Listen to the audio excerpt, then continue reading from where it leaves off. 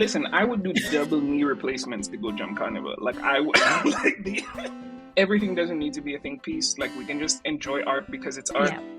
So when I was back home, Black History Month was all the time. Like I didn't really like you 24/7. you wake up in Black History Month 24/7. You know what I mean? Like you just like you.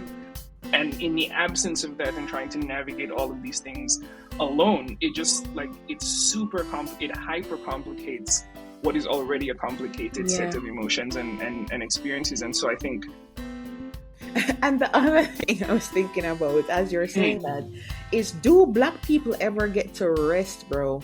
Because no. Short answer is absolutely not.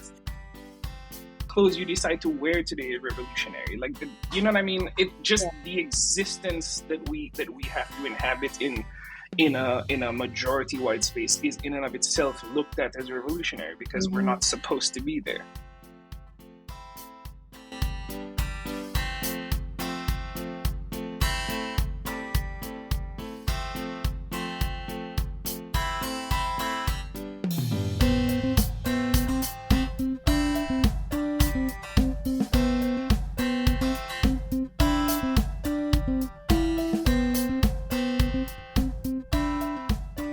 Another episode with my friend. I'm really excited about it. I'm not sure if you're excited about this. You gave me like a precursor and told me it's gonna be heavy as hell. So I don't know. I don't know I don't know what about excited, but I'm here. But we're gonna start off with some like check-in questions, though, just to kind of ease us into it. Great. What are you thankful for today? It's been a minute since we've connected. What's been going on? What's one thing that you can kind of be thankful for today? I mean, what to be thankful for? There's a historic storm outside right now. We're all snowed in. The snow is piled up to like waist height for me. Jesus. But both my eyes work, so I can actually see that it's messed up outside, and so I'm thankful for that. I am. I'm breathing. A lot of people are not. I'm very thankful for that. Yeah, you know, it's just being alive. I think at this point is the baseline to be thankful for. The bar is on the ground. The bar is in hell. Yes, but we're still here. Yes, we're absolutely. Still here. Being alive, I am grateful for that. I mean, amidst all the things going on right now, like what would you say is a comforting quote or one of your favorite quotes right now that's kind of keeping you grounded? One moment. I'm certain that I have written it down somewhere. And of course, we were just talking about being old before we started. So if it's not written down, I will not remember that it exists. And so yeah. Story of our lives. Exactly. It's so weird because one of the things that I'm really in love with is this poem by Sylvia Plath called Elm. Now, Sylvia Plath's really problematic, but also Elm is one of the most depressing poems I've ever read in my life. Well, and so that's kind of a terrible quote thing, but it's just like that's the thing that's in my head, right? Like, and so I'll give you two. So one is like, I have suffered the atrocity of sunsets. I'm just like, imagine thinking that the sunset, one of the most beautiful, wholesome things that you could ever see, is an atrocity. That to me just belies like a depth of emotion that is just crazy. Sis is not here for it. She's not here for it at all. And the other thing that has stuck with me recently is Emily St. John Mandel. Like Emily St. John Mandel has, she did Station 11, and she's just a prolific writer. One thing that stuck with me is she says about how you can skate over the surface of the world for your entire life, visiting, leaving, without ever really falling through. But you can't do that. It isn't good enough. You have to be able to fall through. You have to be able to sink in, to immerse yourself. You can't just skate over the surface and visit and leave. And that for me is just like, it's very easy to do that. It's very easy. As a matter of fact, it's advantageous if you want to survive, to just like Mm-hmm. deal in surface things and just let Mm-hmm. that be that. It's very easy to fall into that, and the reminder that while it may be emotionally and psychologically destabilizing, whatever it may be, you have to fall through anyway. Like you have to experience the things, because otherwise you miss them all. Like the year Yeah. just started yesterday; it's already February 17th. Like I just Mm. exactly. So it's just like, if you don't fall through, if you don't immerse yourself in what's happening for you right now, you look back 40 years have gone by and you have no idea what happened. That's true. Yeah. Yeah. I remember one of my therapists, you're like, oh, so walk me through a day. I'm like, what? I don't know. It's the Exactly. Yeah. day What is it? goes. Yeah. The day What are starts. you asking me? I wake up. I wipe the coal out my eyes. I brush my teeth. I sit. Somehow I survive. I survive. The I day eat ends. maybe two meals. The day ends. I close my eyes again, and then we hit repeat. You know what I mean? Like Yeah. just, Yeah. Yeah. yeah. So This is not the Matrix I was promised. all these freaking years in school, bro. Exactly. This is not the Matrix I was Just promised at all. Mm-mm. learning Pythagoras theorem for this. Yeah, exactly. All that math. Bruh. And it's still not adding up. Exactly. All that math, and it's still not adding up. And I mean, we'll probably talk about this later, but I'm planning to do a PhD in organizational behavior. Ooh, one of my So there's friends did more. that There's recently. yeah, and so it's more math and more math and science to come, and it's none of it's adding up still. So I'm just digging deeper and trying to. I'm just like I'm trying to figure out when the math is gonna math. To be honest. Doctor, I still haven't figured this shit out. Listen, that I'm actually gonna sign all of my emails. Like when I become a prof and teach, that's how I'm gonna sign all my emails. Doctor, I still haven't figured this shit out. But we live another day to Exactly. see what Precisely. mystery we can uncover. There we go. Precisely. Precisely. The final check-in question though is pretty easy. Which song is on Hmm. repeat on your playlist? Oh my god, like all of GNX. So like that entire GNX album, beginning to end, incessantly. I have not stopped playing it for the last like however long now. There's Mm-hmm. one other song that I'm currently in love with, and it is called Nissan Altima by Doechii. She's pretty good. Doechii is hype as hell. I love her music. She's amazing. And All the car references for it's me. just all the car references. It's it's amazing. Yeah, so it's really just been GNX and that Doechii song for me, to be honest, because there hasn't really been too much new music recently that I've been really feeling. Really, yeah. Yeah, Honestly, I mean, I have to force myself to listen to new music, because I will be living in the 2000s forever. That's forever. Yeah, that's yeah. my I problem. mean, when I left the Caribbean, I kind of had to force myself to stop listening to dancehall and soca as much, because then again it's the same thing I was telling you from before, where I miss the thing and then I can't have it, and then it just I hate it. Pissed. Like it, Pissed I'm at pissed. So everyone. I hear new exactly. I'm pissed at everyone. I hear new soca. I hear new dancehall, and I'm just like, I will not be able to experience being in a sweaty basement club, like you know what I mean, and not afraid that some random white person is gonna run in and shoot it. You know what I mean? Like it just Yeah, there's I will not have those experiences again where I yeah. feel at home in a place where I can actually like party. And so Mm. hearing the music, I hate it. So I've transitioned to hip hop, and so at least every once in a while, a good hip hop artist will drop an album, and I find It'll myself be a listening to whole that. thing. Yeah, yeah. I mean, I just want to do a small plug as an Hmm. unofficial member of Visit Jamaica. Um, Carnival is in April. There is still time. Right. April. Okay. Just No, putting that out there. I mean, since you're plugging Jamaica, I have to be a semi-patriotic citizen of Saint Lucia and kind of plug the same. And so, I believe our carnival is in July. Okay, Google. Just Second. listen. I'm googling this because I don't want to say the wrong thing. Visit St. Lucia Um, in Visit summerish? Saint Lucia in summerish. You know what I mean? Like it just it's July. So carnival Perfect. is in Okay. July. We have one of the best carnivals in the Caribbean. The music is always fire. The people are always cool. And we have some of the best food in the Caribbean too. So you know, I really Come do want to that. do like a Caribbean carnival hop. It's still like on my playlist, but hear me, on my playlist, on my bucket list. Right, right, right. But I'm also realizing that as I get older, the needs a situation, so this has to happen sooner rather than later. But we'll table that. We'll table that. I would do double knee replacements to go jump carnival. Like I would like the listen, right? I would, in preparation to jump carnival, I would do double knee replacements and a year of physio just to prepare myself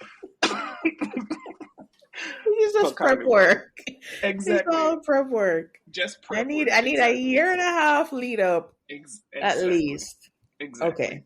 Okay. Mm-hmm. We'll be in touch. Absolutely. But you must be having a moment, right? Because Kendrick Lamar was doing the Super Bowl. And Yes. then Beyonce won Album of the Year. We She all did. have that She meme. did. We all Exactly. saw that meme. Exactly. I What are your imagine it thoughts? well. I think people are kind of like, oh, did they just give it to her because, or Mm. was she pandering to white people Mm, mm, mm, in mm, the mm. cowboy music genre, in the Right. country music genre?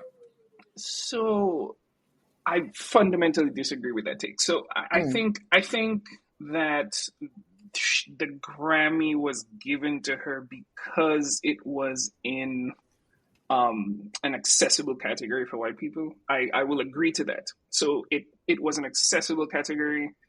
White people enjoyed it. Like the number of TikToks I saw of that's true. Yeah. white dudes in cowboy boots and hats like line dancing to her, like I just, it was inescapable. And after she did daddy lessons on Renaissance, I thought like it was a good lead up into a country album. But I think part of what people forget is that all music originates from us, and so Yeah. despite the fact that white people take up a lot of space in country music, it's still our sound. And so when Beyonce does it, it's just taking country up like 50 notches. And so I'm not surprised that she finally wins album of the year for country music. But I also don't think it's like pandering to white people. I think it's just the reception to Renaissance was so amazing. And there was some music that just hit so much harder, that you felt so much deeper. And I feel like Yeah. yeah, it just made you. And I don't even think Daddy Lessons was on Renaissance. I think it was on the album before that. I think I'm mixing that up a bit. But regardless, I'm gonna give a disclaimer that I am. Yeah, Daddy Lessons was on Lemonade. I Mhm. figure, yes. So that was 2 albums ago. The disclaimer is that I'm a bit scatterbrained at the moment, so if I misquote a Beyonce album and you're a Beyonce fan and you listen to this show, just forgive me, okay? I'm still a card carrying member of the Beehive. My brain is all over the place today. Forgive me. So yeah, from Daddy Lessons, after she did Lemonade, and then when she did, I think this was a logical conclusion after Renaissance happens. Um, it I see that that's what they're doing, but I don't think that in the grand scheme of things it's that important. The same conversations being had about Kendrick and the Super Bowl, and Drake this and Drake that, and Kendrick, whether or not all the hype about Kendrick is as a result of. I just think, and whether his messaging at the Super Bowl was just performative or whatever. And I think Mhm. everything doesn't need to be a think piece. Like we can just enjoy art because it's art. Yeah. Yeah. And we can just leave that there. Like I watched it. I loved it. I loved the messaging. I loved the trolling. I loved how artistic it was. I've been to most, if not all, of his concerts, and so it's not new to me, the artistry. It's just enjoy the art for the art and let it be what it is. And that's the thing with like the internet now, like everybody has something to say, Yes. which like, okay, sure. Yes. But I'm sure that you all know that you are not like all correct. Like the Mm-hmm. artist knows what he was trying to do, Mm-hmm. and I don't know if you are thinking the Exactly. right thing, but Exactly. go off, sis. Like Marshall did the Tiny Desk, and Mm-hmm. his voice is not the same. and so he struggled through some parts of it. And like every armchair vocal coach on Twitter was like, "Oh my God, Machel singing in the He wrong key is and vocal literally a register." senior citizen, please. Like Marshall Mothers is 117, guys. Like, relax. Just this man has been singing since he was 15 years old. He's like 117 years old. Just leave that man alone. Like, Jesus Christ. just let him do. And I thought it was really good because he It sounded was really good. decent to me. Yeah, he did. And I it's just like mean, you are in your basement, like barely getting sunlight, talking about Marshall Montano's voice. Like, shut up. Just be quiet, please. you know what, Let too? I people think enjoy people things. also don't realize the remastering and the production that goes into like album work Exactly. and things like that. So they Exactly. want the artist to sound exactly like the album. Yeah. Yeah. Everybody can't be Beyonce, guys. I'm sorry. Like, that's the thing. Like, Beyonce spoiled us. She gives us album quality vocals every time she steps out on stage, and I feel like we hold too many other people to that same Yeah, standard, and not it's not everybody possible. is No, Beyonce or Adele. no, Like no. Like, it's hard. nobody. I don't think there's too many other people who can dance around for like 3 solid And hours still and still sing. sing. You know what I mean? Like, just relax, Absolutely not. behave. That's not me. I can barely walk to the mailbox to get. I can barely convince myself to walk Without to my being mailbox to winded. pick up my laundry without not my laundry. Listen to me, my laundry to go pick up my mail without being winded. And you want Marshall Montano to still dance around behind a tiny desk To and sound sing like he perfectly. did 20 years ago. Come on, Be for guys. real. Be for real. Anyway, like This became a whole thing. But it did. But yes, it did. but I did say we're Mm-hmm. gonna start off lighter. Yes. So And so now now, though, now the likeness is done. You're gonna start flinging rocks at me. Okay, good. Let's go. I just want to hear your perspective now. Because a lot of things are going on in the States. The world is Mm-hmm. basically on fire. But then Mm-hmm. I Mm-hmm. am wondering about the context of Black History Month in all of this. Um, Mm-hmm. and the Mm-hmm. celebration of it in a time that feels like we're literally fighting for our lives all over again. But Mm-hmm. also, in your capacity, as someone living in a space where you're the minority, Mm-hmm. Mm-hmm. as opposed to living in the Caribbean where we're Mm-hmm. all a part of the majority. So, Mm-hmm. like, the question is, where are we positioning Black History Month now? And, like, is that positioning different for you now, living in Mm. a majority white place as opposed to when you were back home?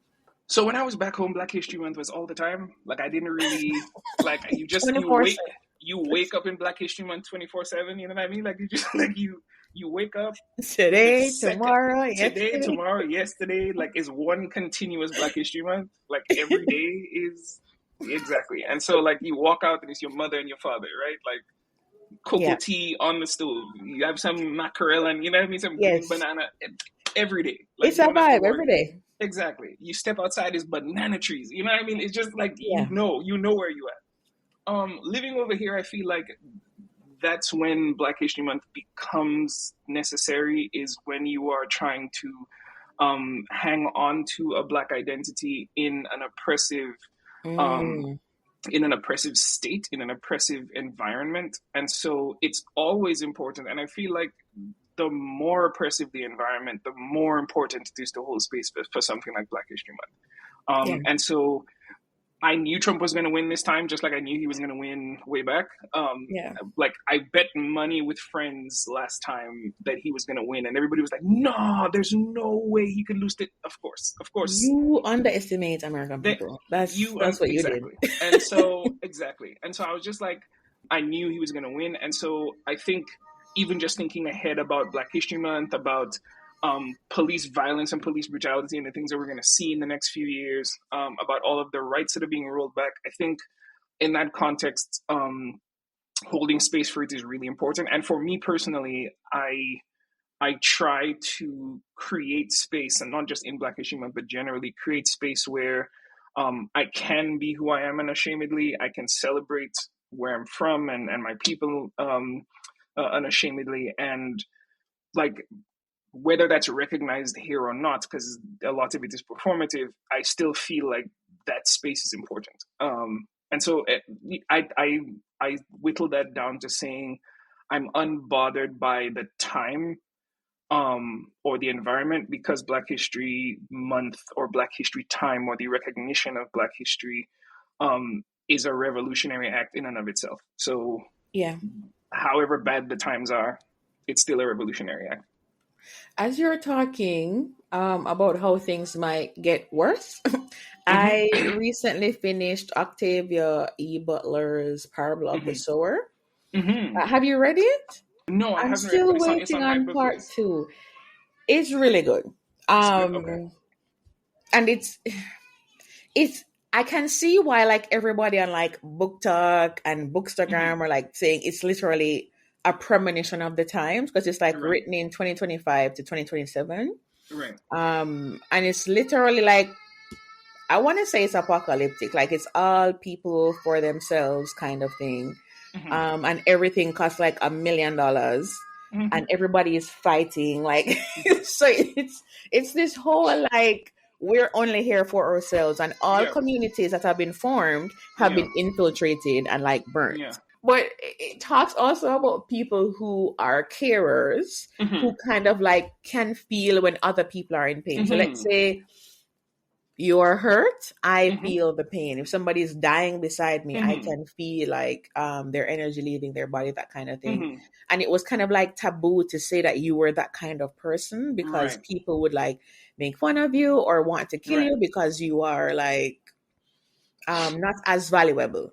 Right. And the whole point at the end of the book, it was kind of like creating a community that also included these people, and realizing that everybody is kind of has a part to play, and that the idea of God is no longer helpful. So now their God or what they're worshiping is changed, and then there are gods in their own like right. And I was like, damn, that's something to consider. Yeah, and Because that book was literally, written a long time ago. yeah, like the 70s or 80s, 1990s. I think. Yeah. 1990s. 1993, I think it was. Yeah. And the idea that is still like potent now, that we need this community. But as I was talking to one of my friends, and she was saying it's almost like this idea or this individualistic thing was planned, because in Western therapy they only like talk about the individual and like how you can do this and you can do that, but there's no talk about like communal living and community. So I kind of want all of that to say as we're thinking about self-care and things like that, what do you think is the role of community as we're thinking about self-care? Man, all right. So, like, this requires some disclosure, and it's a space where I feel comfortable doing so. So living, I think I mentioned this to you before, and you and I've been friends for a little while now, so I've said this to you personally, but I think that living in Canada and having to recreate, which is impossible, but trying to recreate the environment that you had where you came from, trying to recreate that community, not only does it take a lot longer because people have their guard up, people have their own lives, their own friend networks, people are constantly assessing whether other people are weird or not, and valid. But a lot of things, community takes a lot of time to build, and for a lot of us, we don't ever find that, or we find it in small pockets, and because we're all still figuring out life. Like we were in Vancouver together for I was there and met you, and we were there 2 years thereabouts, and then by year 3 we were both leaving the city, right? Yeah. And I lived in Vancouver 6 years, and the community that I managed to develop there, when I moved to London, all of that disappeared. And so I fell into the deepest of depressions, as one does. And it's just been isolating and lonely and strange out here. And I think that in therapy, my therapist has said to me that while I may have discounted the importance of community to me, or I may have thought, oh, if you're moving to a new place, it's fine, you'll make it work. Community is incredibly important to self-care. Communities affirming, communities understanding, communities where you feel like that you are understood and not judged. A community is where you seek solace when you're hurt or harmed.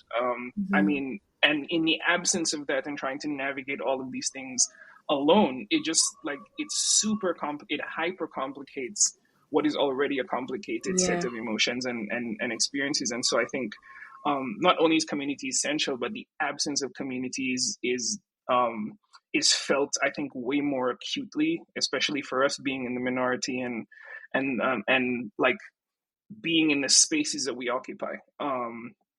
It's felt more acutely, and so a lot of us are just zombies in many ways, just Literally, yeah. trying to survive the outside so that when you make it back to your home, you can close yourself in there and you're back in your, and still um home is a poor, like creating a domicile, a place where you can hide from the world is still a poor substitute for having a community. And the other thing I was thinking about as you're saying Mm, that is, do Black people ever get to rest, bro? no. Because Short answer. Short answer is absolutely not. because in all of this, so like it's Black History Month, and usually the Black, everybody's like, oh, so what are you gonna do?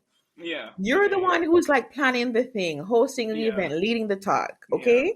But then even because I am trying to do this now, where I'm kind of like prioritizing rest for the month. Like, how Mm-hmm. can what brings me joy? But it's still work. Like, Mm-hmm.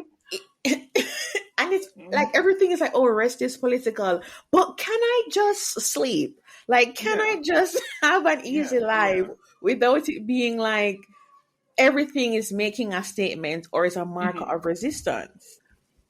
I think you're right, but it also is, it goes back to the environmental. So I think rest is, the concept of rest is different, and rest as revolution is different in a majority Black context or in a homogenous context. So if everyone around you is like you, then they aggravate you differently. The things that they do that will either benefit or disadvantage you are different. Like the sorts of trials, tribulations, whatever it is that you go through tend to be different. I think living in a space where you are in the minority, not just ethnically and racially, but ideologically, like socioeconomically in many instances, politically in many instances, because a lot of people don't, like, they pretend to, but they don't really share our politics. And so I feel like resting is almost impossible, because in what context is rest even possible? Like, in Yeah. when you think about rest, unless you are escaping from the world for however many hours you're able to sleep, what is rest really? Like, you go on vacation, you spend some time away, all of your attention is spent trying to distract yourself from the things that are happening back home, and of course they still creep in, right? When you Mm-hmm. sleep, you dream about the things that are happening in your waking life. Like, it's rest is in this in the context of the time that we live in. I don't think rest is even possible for us in that way. And when you are able to, it's rest is not revolutionary. It's actually sort of restorative. And if we count restoration as revolution, then great. But I feel like if what we're doing is healing from all of the wounds, then I don't know how that's revolutionary. And I don't. I'm sure that there's a Black intellectual somewhere who has connected these two threads. It's just not. It's not connecting for me. If my rest is meant to recover from being shot 50 times every Yeah. day, then I don't know how that's a revolutionary act. I'm too tired to be revolutionary. Like, constantly. I'm bowing out of the revolution respectfully. Exactly. Like, I'm exhausted. Like, I can't do it. I wish I could. I wish I could, but we Um, cannot. as you were talking, I was remembering a conversation I had with Eternity Martis, and honestly, like, Mhm. she is just the best. I read And that she book. She's was so good. so Oh good. my god. Um, I think I was fangirling a little bit hard when we had that conversation, but Mhm. she was saying like Black people technically can't get a rest because everything is about race. So everything that we encounter in our daily lives has something to do with the color of our skin. Yes, absolutely. Whether no, as we're having this conversation with this person, Mhm. or centuries ago, Mhm. meaning this institution is not really set up for us to exist within Mhm. it.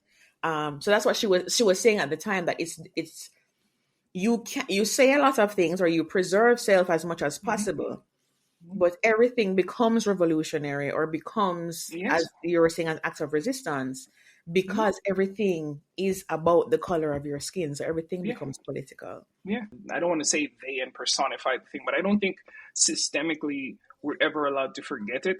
In the last conversation we had, I remember saying to you that, like, hopping off that plane in Toronto, I didn't know it at the time, but it was like, leave everything that you were before you got here at that airport when that person stamps your passport. Like, that's just what it has to be.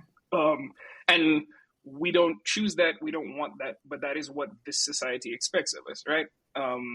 And so I feel like there's a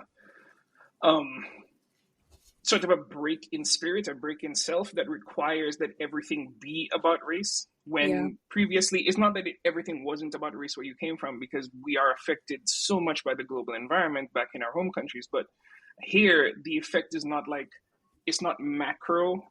It's not a macro effect. It is a unit level effect. Every Black person in a majority white country is experiencing this destabilizing psychological, emotional, spiritual destabilization. They're experiencing this on a visceral level every day. And so everything, like walking with your head up, is revolutionary. Growing your hair out is revolutionary. Like, the clothes you decide to wear today is revolutionary. Like, you know what I mean? It just, the existence that we have to inhabit in a majority white space is in and of itself looked at as revolutionary, because we're not supposed to be there, right? I'm writing a course for law students right now on anti-oppression and cultural humility. And one of the foundational things in Canada that we learn about is the Immigration Act, where they were like, they did not want Black and brown people in Canada because they were not suited to the climate and conditions of Canada.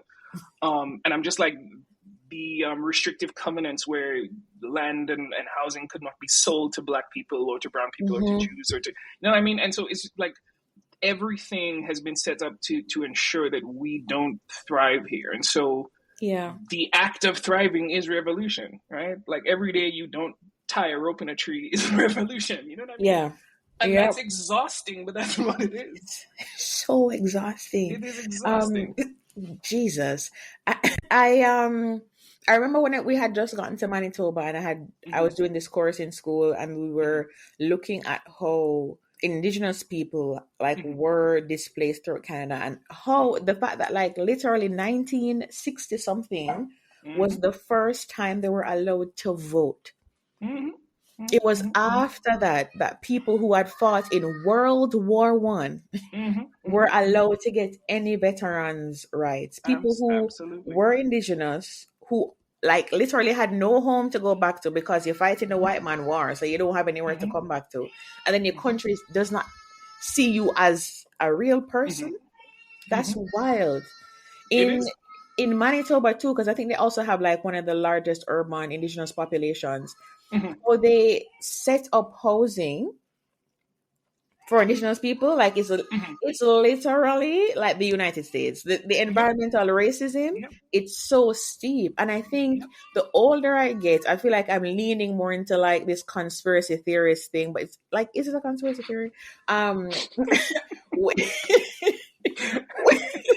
Where oh my God, there were systemic things that happened to our ancestors that allowed us to not only live with the intergenerational trauma in our bodies, but be more prone to disease. Because the rate at which women, and no, I'm just because it's something that all my friends are kind of going through right now, the amount of women over 30 that I've connected with who have fibroids or have done some kind of reproductive surgery is astounding. And in America alone, it's 3 times the number of Black women to white women. And then everything is so severe in Black women. The severity is 10 times what a white woman is seeing. And then it's also the things now, it just feels like we can't get a break, because one, you probably can't afford the access, so you don't have access to go as Yeah. soon as you feel something. And Yeah. two, people are probably not gonna believe you when you go and say No, you're I able to mean go to that the. too. Immediately. That too, immediately. That It's is yes. wild. I remember I Yes. went to the ophthalmologist with like so much pain in my eye, and he's Hmm. like, "Oh, there's nothing wrong," and I'm like, "I don't think so." Like, I feel like something is really wrong back here. Hmm. And at the end of it, he's like, "Okay, I'll check again." And there was like a massive tear on my retina, and I'm just like, "What?" And That like had to be you had to repaired fight within with the this man. week, and Yeah, you had to yeah. crazy. Yeah. And then And I had gone to the emergency room one time. The lady was admiring my braids instead of like asking me like, "Why are you here?" and that's what I mean. Like if your hair is an active revolution and then all it does is cause a person to neglect to give you the proper care, then again, when I say what is the revolution, I am not trying to devalue the fact that our existence is revolutionary. I'm just like, even trying to exist in the manner that we are able to exist is exhausting. Like, you didn't Yeah. braid your hair for that woman, but like, you know what I mean? Like, that you didn't wake up, you didn't go to the hairdresser and be like, you know what I want? I want a white woman in an emergency room Yeah. To to tap them. fawn over my hair. That's what I like. When you make this and you dip the ends, make sure It's white woman approved. this is white woman approved. That's what we need. That's what we need right here. Like, man, I don't know. I feel like it's it just, every day you wake up in an oppressive system, you Mm-hmm. understand more and more why it is so difficult to wake up in an oppressive Yeah. system. Yeah. Every day you understand more and more why it's so difficult. And then what hurts more is that you know that there's a space where you can be at least freer or more yourself, but the economic advantages that you have where you Yeah. are in this oppressive system all but disappear if you go back to that environment. Like, you're overqualified. Yeah. It like it just yeah. It It's feels like costing you're you on either yeah. end. That's the thing. Absolutely. Absolutely. If I could, I would honestly sell coconuts on a beach shirtless to white women, and Literally. that would just be my thing, right? I'd charge five Literally. US per coconut, and that would just be my whole vibe. I just be, I just be the beach coconut man. But but I know that the second I start selling them coconuts, like 50 more coconut vendors gonna pop up, and like we're gonna be Immediately. fighting. Exactly. So I Immediately. just Because nobody can sell nothing else. It's no, exactly exactly. what you're saying. It's precisely that. Yeah. And like, and so even just to go back to existence as revolution, and um to expand, and I know we're talking about Black History Month, but to expand it a little, Mm-hmm. um when we think about the Chinese head tax and Chinese exclusion acts, and this is as early as 1885, right? Like, Mm-hmm. when, and this is post slavery in Canada, but the Mm-hmm. Chinese head tax and the exclusion act was to charge people for entering Canada, and this is after they helped build the Canadian Pacific Yeah. Railway, right? Like, the Japanese internment during World War II, Mm-hmm. 22,000 people removed from their homes and classified as enemy aliens and put in internment camps in Canada, Mm-hmm. right? And like, it just, I don't know. It says like the governor in council. This is the Immigration Act. The governor in council may, by proclamation or order, whenever he deem it necessary or advisable, prohibit for a stated period or permanently the landing in Canada or the landing at any specified port of entry in Canada, immigrants belonging to any race deemed unsuitable to the climate or requirements Mm-hmm. of Canada, or immigrants of any specific class, occupation, or character. Like, they were telling us from the founding of the country that they Yeah. don't want us here. You know what I mean? And so Yeah. being here is revolutionary, great, sure, but it's exhausting. We can't escape it. We can't escape it. So exhausting. Yeah, yeah, yeah. And that's the thing. I feel like it always feels like you're looking over your shoulder or you're not sure if you're getting For the sure, best care. for sure. It's one of the things too, I think that kind of comes up in healthcare because we all know the Mm-hmm. stats about Black women Mm-hmm. and their rate of like either Mm-hmm. not giving birth to a healthy child or Mm-hmm. dying Mm-hmm. in childbirth in the Mm-hmm. States. But Mm-hmm. in Canada it's pretty much the same, but It's nobody's yeah, it's talking pretty about bad. it. Of course not. Why would Canadians want to acknowledge that they're just as racist and their systems are just as oppressive as Americans? Canada's entire existence is predicated on, at least we're not as bad as those savages to the south. That's exactly that's Canada's whole thing. We're not as bad. So why would they acknowledge that they are as bad? That is fundamentally destabilizing to the myth of Canada, right? And a similar situation to what you were mentioning with your female friends and the women that you meet, and both having ailments but also not being able to get proper care. My doctor, my family doctor in BC, amazing woman. Just she was like motherly, damn near, and advocated for me all the time. She was an Asian lady, advocated for me all the time. Like would fight for testing for me to get all this stuff done, whatever she'd refer me to whoever I need reference to. I move here and I have a white dude as my doctor, and I said to him, because I said I'm thinking about doing a PhD, and I'm planning to do the GMAT and then apply for programs in the fall. But I went to him and I said to him, I have survived going to university 3 times.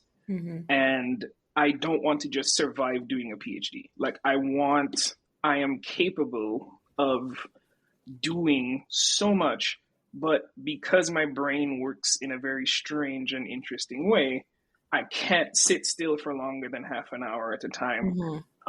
I operate on a reward system that's not normal, and so unless there's excitement or adventure or something attached to it, I don't want to do it. And since so much of a PhD is self-directed, like I can't afford to have that outlook on things. If I don't have someone looking over my shoulder, then I'm not going to do the work, right? You know what I mean? And so I said to him, like, what I need is an ADHD assessment, because as a child, I was told, my parents were told, I was 4, that they thought I had, the teacher said they thought I had ADHD.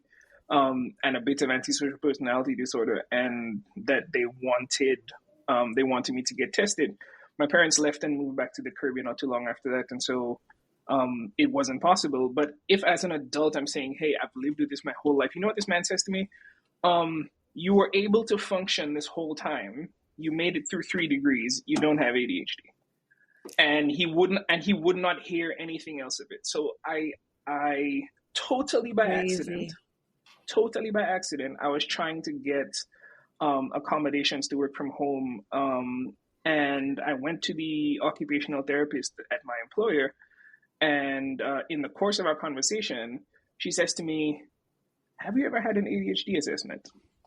Because it's like, you can tell that this is happening to me. Yeah. And she's just like, have you ever had an ADHD assessment? And I was like, I've been trying to get one for a while, but it takes forever. People are hesitant to refer you, and then even then, you're not believed a lot of the time. She's just like, I know the perfect person. She has a private practice. I can refer you. You can have a meeting with her within a month. Like, it went from you don't have ADHD, don't worry about it, to it's clear that you have ADHD, and I want to refer you to a specialist so that you can get a diagnosis and you can get help. And like just a couple weeks ago, I get the diagnosis that I definitely do have ADHD, and it is inattentive ADHD, not hyperactive ADHD, and that I would definitely benefit from executive coaching and from medication. And I'm just like, so much time I feel like has been wasted that I will not get back in terms of functioning not at the capacity that I know I'm capable of. And even just trying to advocate for myself to get a referral for something simple was difficult to do with this white male doctor. And I know if I'd asked for that in Vancouver, that from my Asian female family doctor, I probably would have gotten it. And it sucks that it depends so much on your personality with people and your interactions with them, and as to whether they want to advocate for you or not. But again, that just adds another layer to this oppressive system. If getting care that you need is so difficult, then again, your very existence and trying to advocate for yourself is revolutionary, but it's exhausting.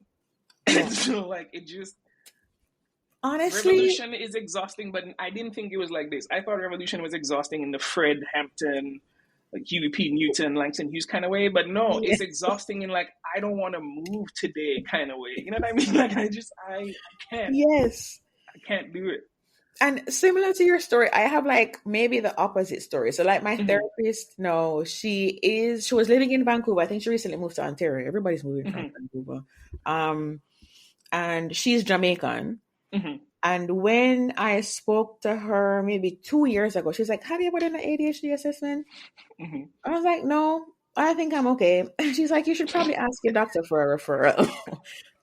So I asked my doctor. She's just like, girl, Okay, you're not okay. Asian male, okay? Yeah. He says to me, that's something that's diagnosed when you're As a younger. child. Yep. So you My don't, doctor told me the same thing. once you have not been diagnosed, like it's fine, like you're okay. And I Yeah. said, and I was thinking to myself, I am not from here. I am from the Mm-hmm. Caribbean. Like we Mm-hmm. don't have that. We don't, No, at all. they're not, Not at all. maybe no, but not when I was growing up. There's no No. ADHD anything. You sit still, you have a problem. That's, you're rude, you're going to get beaten. Like that's it. Exactly. Like that. Mm-hmm.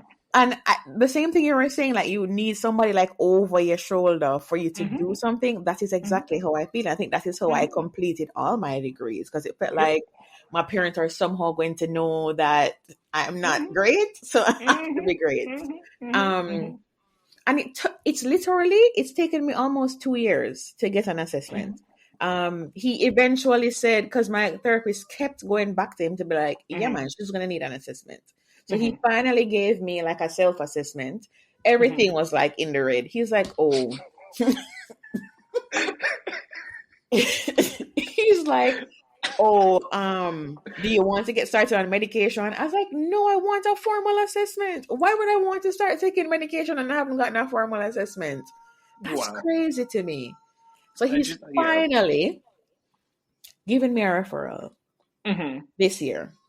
Wow. I'm gonna get that done in a few weeks. But like the pulling teeth of it all is Yeah. It just crazy. again, oppressive systems trying to exist. Absolutely a revolutionary act. Mm-hmm. But it just the cost of the thing. I think for a lot of people the like their idea of revolutionary struggle, or at least when it's written about and romanticized, the idea of revolutionary struggle is largely a physical struggle, right? Like it's Mm, ideological and physical. It is a struggle of um, right wrong. It's a struggle of might, like physical fighting. It mm-hmm. is the I watched Judas and the Black Messiah, and Oh, there it's was really that one shit. scene where they're all shooting down at cops on the street, and the cops are shooting back, and there's a romanticism about revolution that Mm-hmm. says that is the form that it takes, that it's armed struggle, that it's political struggle. And I think the transition from armed struggle and political struggle to just social everyday existence as a struggle was a quiet and very, Yeah. very, very violent one. Mm-hmm. And so even now, just like you think about armed struggle, you think about political resistance, and that doesn't seem possible because of the extensive power of the state. But the methods of resistance that are available to you are spiritually and psychologically exhausting, and it's just meant to wear you down. Like Yeah. it happens just incessantly. Mm-hmm. And so to go all the way back to the Black History Month conversation we were having, like it's important to hold space for it, but at the same time, what would you do if you didn't have it, or you didn't have the ability to do it? Like imagine having to fight for everything and then not even being able to recognize your blackness and your existence in Mm. an oppressive system Yeah. underneath all of it. You know what I mean? Yeah. I feel like that's a betrayal of yourself, even, in to just be like, it's okay. I don't need it because Mm. all of this is already happening. But though, I think as you were talking about how the struggle has kind of changed, Mm-hmm. and I mean, when we were planning for like back, let's take it all the way back. So, like Mm-hmm. when the slaves were planning for rebellion, they were planning, Mm-hmm. right? And it's just one Mm-hmm. day, and we're going to exert all this effort, and then we'll see what Mm-hmm. happens. Mm-hmm. Um, Civil rights era, pretty much the same thing. We're planning, Yep. we're gonna fight today, we're gonna march Yep. today, we'll see what Yep. happens. It's the Yep. everydayness of the chipping away, I think, that Mm-hmm. is exhausting. And then also taking pause to realize that while I have been like in this quote unquote silent war that I didn't even realize I was signed Mm-hmm. up for, it is also taking care of myself in this so I don't like Absolutely. whittle away into the world. I was Absolutely. saying to one of my friends, I'm not sure if it was you, that we're like all at a we all have mental health issues and we're just at different stages of finding out. That, Absolutely. that's pretty much it. I think it was me you were telling this, and it's We're absolutely just true. going through it, bro. It's absolutely And the true. amount of people Yeah. right now who I know who have had ADHD assessments and are Mm-hmm. surprised that they have ADHD, but like not, Mm-hmm. um, it's almost to me like a silent revolution because when I look at my appearance, I Mm-hmm. know something is going on there. Like it's not, and I don't say it in a negative way, but I know you're on some kind Some of spectrum, bro. Yeah, something's going on with the two of y'all. Something a Something is little happening there. spicy in here. It's not Yeah, just yeah, yeah. regular, right? True. It's not just True. regular. True. But nobody's going to check. Nobody wants to know. But I Of think course not. us know. Um, it's almost like breaking generational curses, but it's kind of like a quiet. It seems like a quiet thing, but it's a pretty big Yep. thing because mental Yep. health has been such like a don't talk about it kind of topic. Yep. Absolute taboo. Yep. Don't you're taking medication for your mental health? What? Mm-hmm. Mm-hmm. So the more that we kind of have these conversations and do these things, I think we're kind of paving way for a generation of Black youth and Black people who are Mm-hmm. not afraid of naming the thing. So we might not Yeah. see, I don't know, a woman at stage 4 cancer instead of Mm-hmm. stage 1, like kind of thing. Mm-hmm. But it just, and again, while everything is political and everything is resistance, Mm-hmm. it still feels like so much more work knowing that I am doing this not only for me, Mm-hmm. because I'm like crumbling in this life, but, but also for everybody else Yeah. who is Yeah. potentially coming after. Yeah. And it's a wild growing up, or not even growing up, because I mean, well, I guess because we're still growing in a world where Yes. it will never feel like you will get there, Yeah. Yeah. but we're And all working to get there. yeah. While you were talking, I was thinking two things. One, I remembered Coffee in the song Toast saying "Can't ball in a life, man," and I'm just like, that was incorrect, Coffee. We are Only we are we are only balling in life. Like we are only balling in this only life. balling in life. Just wow. That's all we're doing. And then Tears. just yes, just crying puddles. And then Oh my God. the second part of it is just like maybe that is the revolutionary act, like doing the Mm. thing not just for you but for everyone else. Um, and I think that is commendable, that is laudable, that's beautiful. And then, but then there's also the cynical part of me in the back of my head that says, you know what we do to the people who do that? We kill them. So Walter Rodney dead, Morris Bishop dead, so many of them. Martin Luther Marcus King dead, Garvey, Malcolm dead. X Martin dead, Luther Marcus King, dead. Garvey dead. Like that's what we do to the people who are trying to pave Nelson the way Mandela, they for tried. Nelson He Mandela. They said tried. no. He said Gonna freaking absolutely not. live. He said absolutely not. Like Patrice Lumumba dead. Yeah. The Nigerian Revolution, Balewa dead. Like it just, I don't know. I want to do this thing, and I feel like at certain points, like we're just called to do it. We don't really have a choice. It's just beyond talking about it being exhausting and the toll that it takes, because there's no revolution without the toll. I just feel like what is it that some actor, the debt must be paid. I agree that the debt must be paid. I just feel like the debt is not being paid at once. Like you're not paying with like a burst of energy. Like to use your slave analogy, like the slave revolts would happen over the course of a couple of days, and everybody would scatter into the hills and go for, you know what I mean? Like Yeah.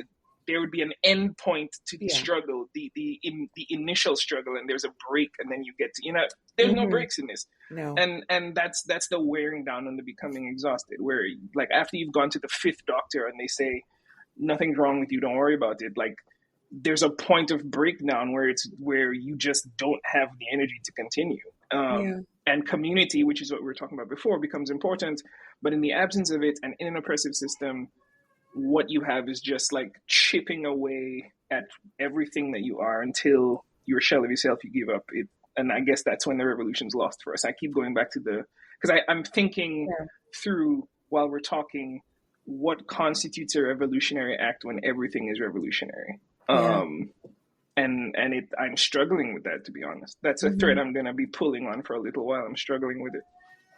But as we're talking about this piece, that like there is really no rest, short answer for Black people. No. That there is no break, that we see what's happening in the world and sometimes feel helpless because like, where are we going? How did we get here? The world is falling apart. On fire. Oh, it's falling apart more than it can come together. Yeah. But in all of that though, like what are you able to do, or what are you able to hold sacred as self-preservation? Because we will crumble. Yeah.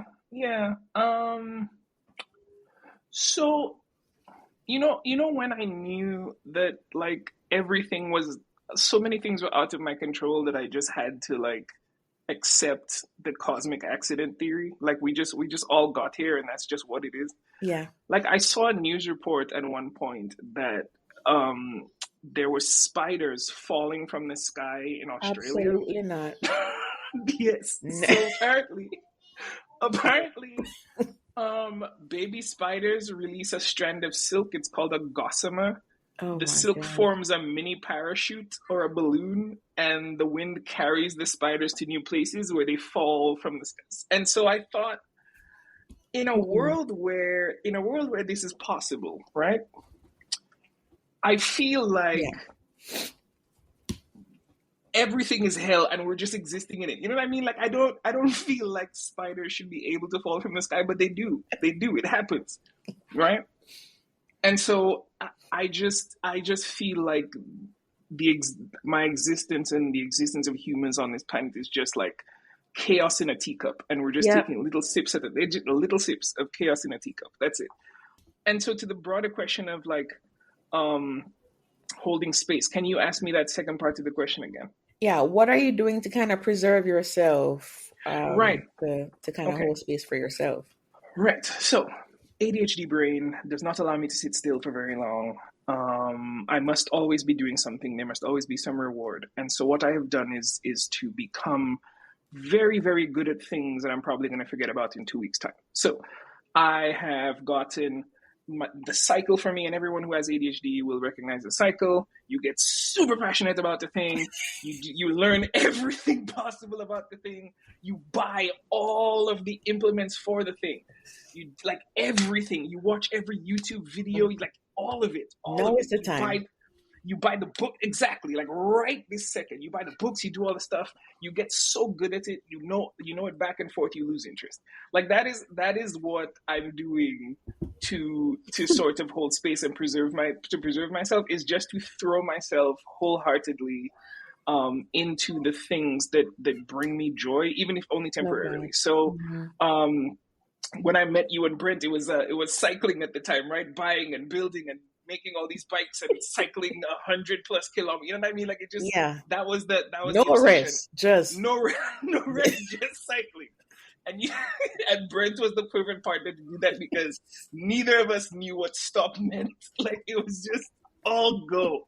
It was beautiful. I loved it. And then when you guys started getting busy and everyone started going back to work, it transitioned for me from and this is after I lost my mom. It transitioned into photography a lot more. And I mean, this is still a thing that I do. I quite enjoy it, and I think it's one of the things that my ADHD brain lets me stick to. And then also woodworking, and that first of all that started out as being functional, but now like we're thinking about moving back to Vancouver, and I'm thinking about, I can't, I'm looking up woodworking spaces so that I can build stuff for the new place and all this stuff. And it's just since rest isn't possible, and I acknowledge it, rest isn't possible, at least not for me, then holding space for myself and nurturing myself then takes the form of throwing myself at passions. And then to keep track of just how I feel and what's happening, I keep a journal. And so I at least try to sort of chronicle the things that are happening, how I feel while I'm doing them. And so even when I feel like, oh my God, there's nothing left, it's all done, I can go back to how a particular thing made me feel and either decide to revisit it, or I can decide, well, what else can I do that is in this same vein, right?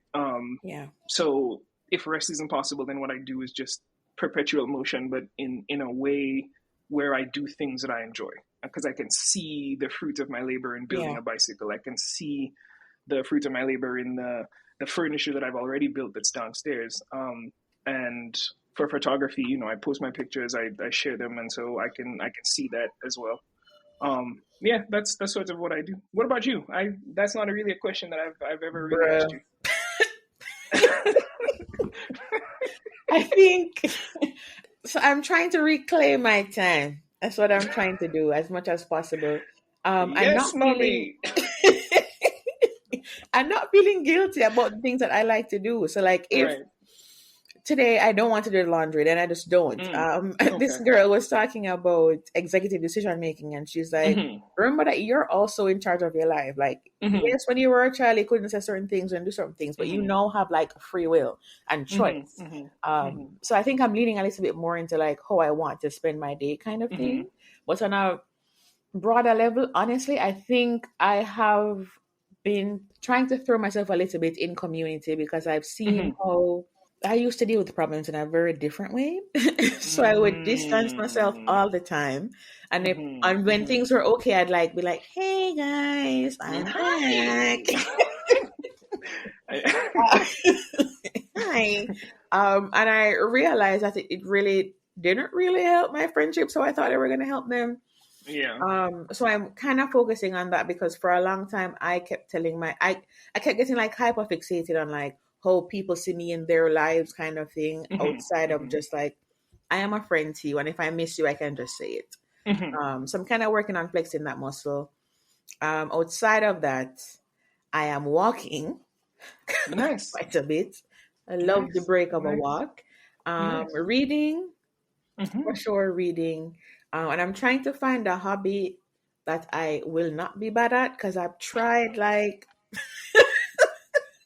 I've tried a few things, and it's not really sticking. No. So I'm still looking for hobbies. I did this whole thing, as you were talking about, like you buy all the things. I did all the videos. Like, I'm going to do my own nails. That's what I'm going to do. I'm going to be like this gel nail artist. I have a drawer full of stuff here. It's not. I just go to get my nails done. I just. It's there's something about like the fifth time of you doing something, and it's just not working out. So you know where what? you just like, you know what? I pack this in a corner. I'm gonna pack this. Except my hyperfixation means that I cannot stop. So the thing that I tell people, like Sarah and I, the first time we decided to do a puzzle together, my partner and I, we sat down to do the puzzle, and it's a 1,000-piece puzzle, and I could not stop doing the puzzle until it was done. Like, I have finished a 1,000-piece puzzle in like 2 days, because my brain will not let me stop.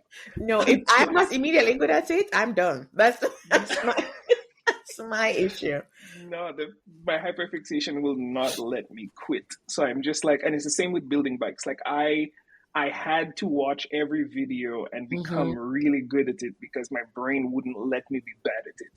Like I couldn't stop until it worked. And I feel like in so much as that can be very difficult to manage, I also feel like it's a method of self-care, because it just, in a life full of things that are impermanent, doing things that are impermanent but that you enjoy, that you can remember having done, because there's so much I can't remember that I did. Like I if you ask me what I ate yesterday, I can't tell you absolutely that. Not. But but to in a life full of things that are impermanent, to have things that you can make memories around, I feel like that in and of itself, in a life of impermanence, is revolutionary. And again, still pulling that thread of what constitutes revolution.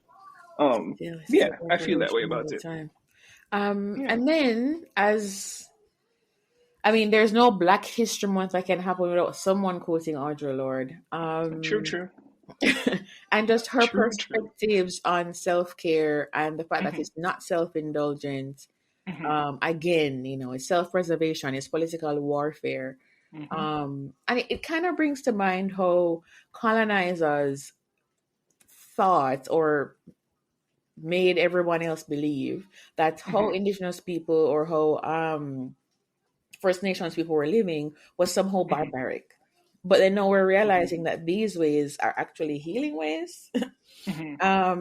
And I think now the whole idea of self-care is a lot more commercialized because of capitalism. But what real self-care looks like is different for everybody. Outside of the self-preservation piece and kind of, getting lost in your hyperfixations that is healing for you in some ways. What looks like self-care for you, like on a daily basis? You've spoken about the daily revolution that's happening. Is there also daily self-care happening? Absolutely. Yeah. I find a lot of peace in just spending time with my partner, and thank God, there are a lot of men who just really don't like women. I don't have that problem. I don't like, they have women in their lives, like they perform having women in their lives, but they don't really like women at all. I don't have that problem. I quite love my partner, and so part of the self-care for me is spending time with her, just being with her and doing stuff together. That is self-care for me. My therapist calls it constructive distraction, but I play a lot of video games. So when I need a break, I play video games, or I lock myself in the bathroom and I read things. And I feel like in the bathroom, we're gonna get back to that, but please continue. Yes, I lock myself in the bathroom. Like I literally lock the door. I turn on the fan and the thing. I sit on the toilet with the lid closed, and I just read things. I will just sit there until my legs start going numb. And exactly. And then when I have had enough of my alone time, I can reemerge into the world. I think I love reading. I've always loved reading, and I feel like for me, in exploring this in therapy, what my conclusion is that video games allow me to play through a story, like to make decisions and play through a story. So I'm experiencing someone else's storytelling, but I also am more active in it, and so I'm getting to read and to explore and to love all of these fantasies, all of these adventures, and then being able to sort of expand my mind and be distracted and still sort of be at rest in whatever form that can take. Because again, rest can take so many forms, but and so I feel like those are the things that I do, and the ways in which I make space for myself or find healing for myself every day. I journal as much as I can. Some days I remember.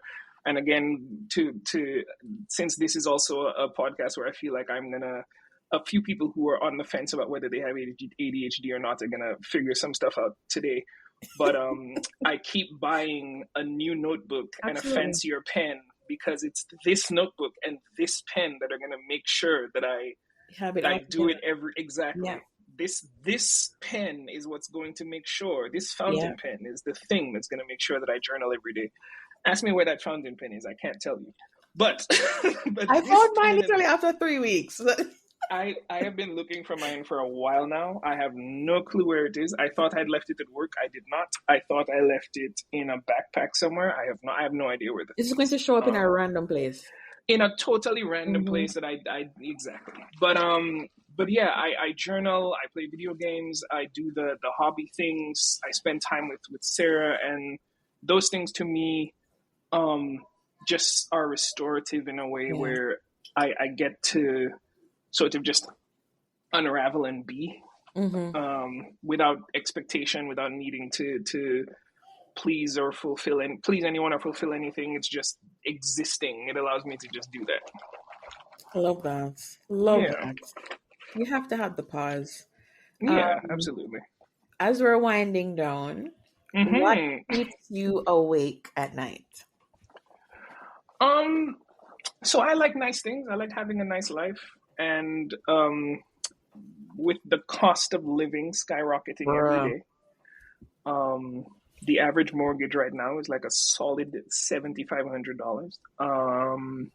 The average rent in any city you want to live in that's not like tiny or far away or where you're not in the super minority is like about $3,000 or $4,000. I was looking at moving back to Vancouver, and my God, the cost of living since we left is it's crazy. Yeah.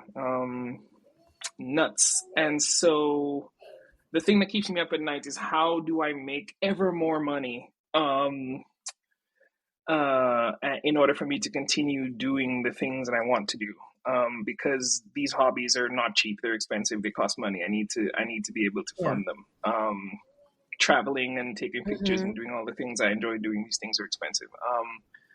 And it's just between that and just figuring out career. So I have done a lot of different things in my life, and I've enjoyed them, and they've been interesting in their own way. But I get bored very easily. And I think finally, because Sarah has been trying to convince me for a very long time now to go do a PhD. Even before she did her own, she was like, "You should go do a PhD and be a teacher, be a prof." But I think figuring out career is what's keeping me up too, where I'm just like, is this the thing that I can do where I can mostly set my own schedule, where I can do research and do things that I really enjoy doing, where I can share ideas with my peers or with students or whatever. And is that finally the place where I can find the thing that I'm excited about getting up to do every day? Yeah. That's currently keeping me up at night, because I'm just like, I'm not unhappy with where I'm at. It's not fulfilling.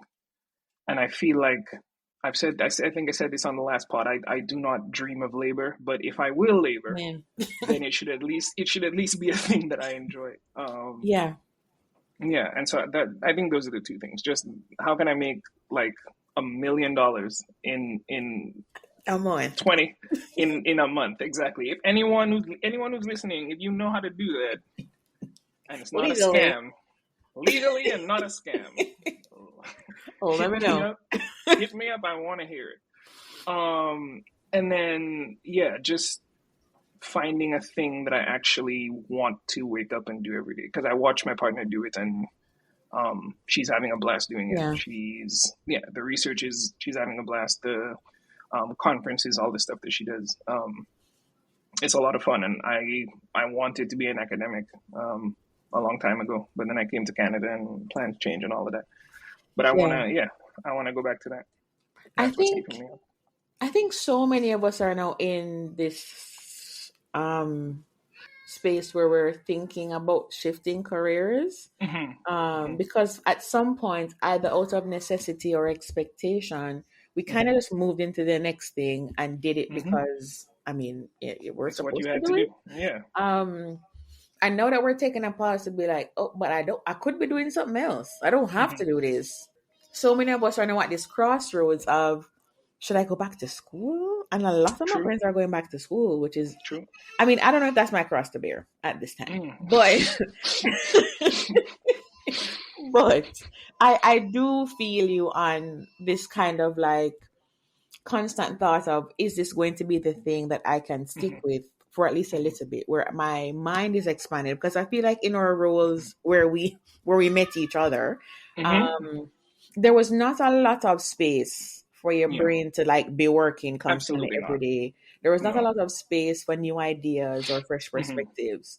But you did the thing because it was good pay. It was fine. It was fine, but you also feel like a little dead inside somehow, because like you feel like you're not Oh boy. activating that piece That of could your be a whole other podcast about it, feeling about feeling dead inside while working. Like the money's great. I'm happy when I see my check at the end of the month, yeah, but God, I feel like there's yeah. nothing happening. I'm just dying on the My inside. my spirit is comatose. Oh man. Oh And I man. think that is also another thing that kind of is like why people can't really rest, because True. you're at work. It's soul crushing. You don't want to be Yep. there. The only ease Exactly. you get is doing like some crocheting or building furniture Yeah. or whatever it is Yeah. on the Yeah. side. But then you don't really get to rest from that either, because Exactly. you need to do that so much to fill the emptiness that you're doing at work. Bruh, Exactly. where does it end? Where? It does not. Like I've been reading a lot of Toni Morrison. I keep going back Mm-hmm. to I keep going back to this speech that she did at Portland State Mm-hmm. um ages ago now. 1975, I think. Google Mackenzie and Toni Morrison Portland State, it'll give you the thing. And you were talking about quoting Audre Lorde earlier, Mm-hmm. and I thought about the distractions of racism. And I feel like since it's a Black History Month pod, we have talked about Mm-hmm. a lot of things, but I wanted to share that as uh, sort of a where does it end? Um, so Tony says, and when you really want to take away, to oppress, and to prevent, you have to have a reason for despising your victim. Where racism exists as an idea, it was always a confidence game that sucked out all the strength of the victim. It really is the red flag that the toreador dances before the head of a bull. Its purpose is only to distract, to keep the bull's mind away from his power and his energy, to keep his mind focused on anything but his own business. Its hoped for consequence was to define Black people as reactions to white presence. Nobody really thought Black people were inferior, not Benjamin Franklin, not Mr. Byrd, and not Theodore Roosevelt. They only hoped that they would behave that way. They only hoped that Black people would hear coon songs, disparaging things, and would weep or kill or resign or become one. They never thought Black people were lazy, ever. Not only because they did all the work, but they certainly hoped that they would never try to fulfill their ambitions. And they never ever thought we were inhuman. You don't give your children over to the care of people who you believe to be inhuman, for your children are all the immortality you can expect. Your children are the reason you work or plot or steal, and racists were never afraid of sexual power or switchblades. They were only and simply and now interested in acquisition of wealth and the status quo of the poor. Everyone knows that if the price is high enough, the racist will give you anything you want. And just the last bit, it's important, therefore, to know who the enemy really is and to know the function, the very serious function of racism, which is distraction. It keeps you from doing your work. It keeps you explaining over and over again your reason for being. Somebody says you have no language, and so you spend 20 years proving that you do. Somebody says your head isn't shaped properly, so you have scientists working on the fact that it is. Somebody says that you have no art, so you dredge that up. Somebody says you have no kingdoms, and so you dredge that up. None of that is necessary. There will always be one more thing. I urge you to be careful, for there's a deadly prison, the prison that's erected when one spends one's life fighting phantoms, concentrating on myths, and explaining over and over to the conqueror your language, your lifestyle, your history, and your habits. And you don't have to do it anymore. You can go ahead and talk straight to me. And I love Toni Morrison for that. It's one of the things that I keep going back to, because confronting racism in the way that we do, confronting living in oppressive systems the way that we do, um, we're always having to explain, we're always Yeah. having to justify, we're always having Mm-hmm. to, and hearing her say, and because I think there's an audio note of this too, but reading it and or hearing her say, you don't have to do it anymore, you can go ahead and talk straight to me, is one of the most like satisfying and liberating things I think I've heard or read anywhere. I encourage everyone to go read that, and to find some structure in an unstructured time, because Tony always knew what was Yeah. going on. Miss Morrison always knew what was going on. Always knew what was going on. And I think Mm-hmm. that's such a profound, that was like a mic drop moment. Mm-hmm. Because so much of even the things that we're watching happening on TV is like Mm-hmm. proving that, oh no, I'm not this, or oh, I'm not that. Mm-hmm. But Mm-hmm. why do I have to prove to you? Exactly. I don't have to prove Exactly. anything to you. Precisely. And I think You, about, yeah, you created the sorry, system. You know who I am. yeah, yeah. I mean, I think about Palestine Mm-hmm. and what's happening right now in Palestine, the genocide in Palestine, and I think to myself, Mm-hmm. these are people who've never, like, when we say you don't have to do that anymore, you don't have to prove anything, you just have to exist. I feel like that is what the Palestinian people have been doing, like existing in what is an extremely oppressive system, and showing up every day and being like, "This is ours. This is our land. We've been here for millennia, and we don't have to explain or justify our existence." I feel like despite how absolutely unlivable some of these conditions are for them, I feel like the ultimate realization of one's identity is to not have to justify it. And I feel like I take strength from Palestinian people and from watching the Palestinian resistance in figuring out, like, um, one, finally what revolution looks like, because that is what revolution looks like to me, but also to think about what it means not to have to justify my existence to anyone, Yeah. to just be, and to know in my being that I am. That's just Period. profound and incredible to me. Mm-hmm. Yeah, absolutely. Um, Yeah. yeah. I mean, every time I think about it, I understand resilience, and I Hmm. mean, across the Congo, across Sudan, um, Absolutely. all these things are happening. Hmm. Um, and I am kind of like in a space now where I'm like, the world is just sitting and watching this. Absolutely. Oh, for sure. Ukraine still going on. Like, we're just sitting and watching Oh, people for say, sure. I'm gonna take this. And we For sure. watch them take it. And Oh, for sure. that's it. We This is help this them this take is it. the same this is the same world that slavery existed in. I You Yeah. know, the thing, and I, like, we could go on about this for ages and ages, so you'll tell me when to stop. But there are people who I knew from Vancouver and from elsewhere who I have watched justify what Israel is doing in Palestine. Hmm. And I thought to myself then that I understood how slavery could have happened in the world, because Yeah. as black people we think Yeah. sometimes, yo, how was this possible? How did anyone sit back and watch people get flayed until their skin came off their backs and they were cool with it? Well, we all watched a man hooked up to an IV burn on national television, on Twitter, on YouTube, on all our screens, and the world just moved on. Like, we were all shocked for maybe a couple hours, and then everybody went back to living life. And I feel like the people who would have justified that, who are like, it's complicated and all this other stuff, um, these are the people who, if the reason for enslaving me and people who look like me was complicated and benefited them, they would justify it too. And I That's the think, thing. yeah, and I'm not surprised that I live in a society full of people who think that way, because white supremacy will justify itself in whatever way it wants. Yeah. Um, but just it's the loudness with which this is being said now.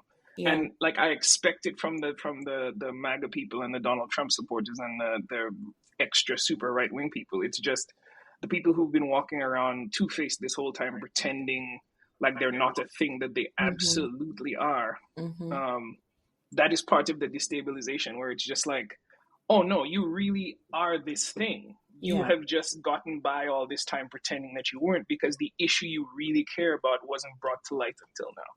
But if it benefited you and That is it. disadvantaged me, and you Yeah. could justify it, you would. That's it.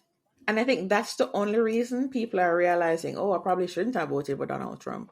Because on the back end, they're realizing, oh, okay, like all the cheap migrant labor is not going to be possible anymore. Oh, for sure. It's actually going to cost me now if we're going to be getting anything from, if they're go through with the tariffs on Canada and continue with the tariffs on China. I think people are only realizing it because it's affecting them. Anybody else? Nobody cares. Nobody cares about families being displaced. Absolutely not. Nobody cares. We're gonna have to wrap up, but I saw this thing that was so wild, where in the States, they legitimately host like court cases for children who are there illegally by themselves. How can you have like a 5-year-old in court by themselves, representing themselves? How that makes sense? I mean, it doesn't, but again, we've been talking about oppressive systems. Like, is that not the dictionary definition of an oppressive system? Bruh. And let's not even forget about Canada, because I remember I was volunteering with someone some years ago, and she came to Canada maybe in the 80s, and she was saying that for her to get a job, even though she was there legally, like her husband was a permanent resident and she came up with him, they had to advertise in the paper to make sure nobody else wanted the job before she could get it. This was not that long ago. Yeah, no, that's not surprising to me at all. It's not at all.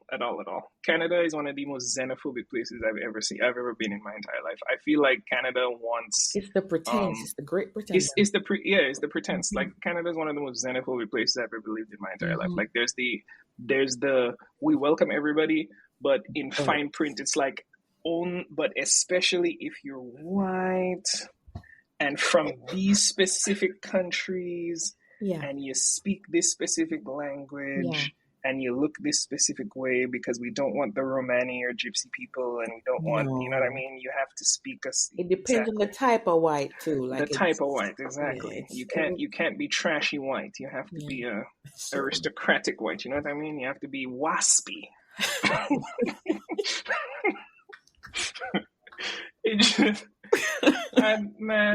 I don't know. What a time we're living in. What a time to be alive. And then, because of course, every time things go right at the border, things either reactively go right here, or people are terrified and they vote left just as a counterbalance to what's happening. We have an election coming up where we may end up with Pierre Poilievre as the Prime Minister of Canada, and I'm just like, imagine that. We were pissed about Stephen Harper, and we would probably install Trump light into power here. And all because Justin Trudeau's a moron. I don't know. Justin Trudeau botched the whole thing. The entire thing. The entire thing. We could literally go on forever. We could forever, but you know, and this is why I say, like, you and I should do like a monthly podcast. It should be we should really just so many ideas and things. Exactly. We should come up with a and we said this last year around the same time. And here we are talking. Same time, same place. Same time, same place. Yeah. No, I really feel like we should, if not monthly, then at least quarterly, we should come up with the idea of a conversation and just because I love your perspectives on things, and there are just so many things flow when we're chatting together. So we have to do this again. You've been listening to the Grown Up Millennial Podcast. Let us know what you thought of this episode by leaving a comment wherever you listen to podcasts. For sure, leave us a rating on Apple Podcasts. For great content, blog posts, freebies, and so much more, check out our website, thegrownupmillennial.com.